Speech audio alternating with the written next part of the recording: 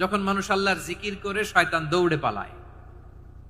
ওয়া ইযা গাফালা ওয়াসওয়াসা, আর মানুষ যখন অমনোযোগী হয়, গাফিল হয়, শয়তান আবার টেম্পটেশন দেয়, আবার ধোঁকা দেয়, আবার ওয়াসওয়াসা দেয়।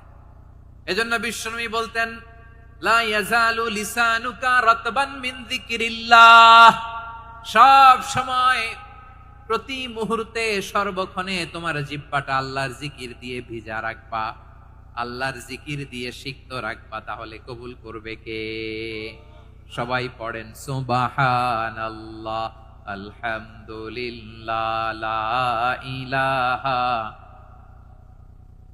সুবহানাল্লাহ, আলহামদুলিল্লাহ, লা ইলাহা ইল্লাল্লাহ, লা ইলাহা ইল্লাল্লাহু মুহাম্মাদুর রাসূলুল্লাহ সাল্লাল্লাহু